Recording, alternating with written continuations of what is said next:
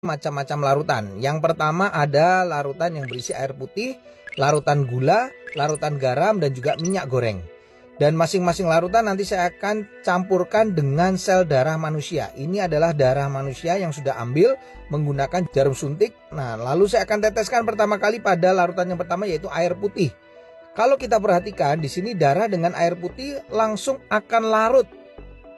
Bahkan ini saya siapkan ada batang pengaduk, saya akan aduk sampai dengan merata, dan di bagian batang pengaduknya pun juga tampak bersih, tidak ada darah yang menempel. Ini artinya darah dengan air dia akan terlarut sempurna. Lalu bagaimana dengan larutan gula? Saya akan teteskan darah pada larutan gula. Kalau kita bandingkan dengan air putih tadi, pada larutan gula ini sel darahnya tidak akan larut ke bawah, justru dia akan mengendap di bagian atas. Dan akan saya gunakan batang pengaduk. Nah, Anda bisa lihat ini beda sekali. Sel darahnya justru menempel pada batang pengaduk. Ini kenapa? Karena gula itu bersifat perlengketan. Berbeda dengan air putih tadi, batang pengaduknya bersih. Makanya orang kalau kena diabetes, terjadi perlengketan pada darahnya, mengalami rasa haus, kemudian sering buang air kecil, dan akhirnya suka ngemil. Nah, bagaimana dengan orang yang hipertensi? Ini adalah larutan garam.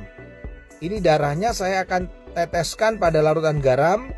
Lalu saya akan juga sama masukkan batang pengaduk. Dan ini berbeda dengan diabetes, di mana sel darah yang menempel pada batang pengaduknya tidak selengket pada gula, larutan gula. Tapi yang membedakan pada orang darah tinggi atau hipertensi yang terlalu sering makan asin-asin, ini kelihatan sel darah merahnya akan terurai, dia akan rusak, dia akan pecah. Makanya orang darah tinggi bisa mengalami pecah pembuluh darah. Yang terakhir saya akan teteskan darah ini di dalam minyak goreng. Nah, kalau saya teteskan ini langsung bisa terlihat sel darahnya nggak bisa larut, tidak juga ya mengendap di bagian atas, tapi justru menggumpal-gumpal. Ini membuktikan bahwa orang yang tinggi kolesterolnya akan mengakibatkan penggumpalan sel darah. Jadi sel darahnya akan menggumpal-gumpal, dan ini yang bisa menimbulkan penyumbatan pada pembuluh darah. Ini adalah percobaan sederhana yang saya lakukan dengan menggunakan 4 macam larutan yang berbeda. Semoga percobaan ini bisa menjadi inspirasi untuk kita agar tetap sehat.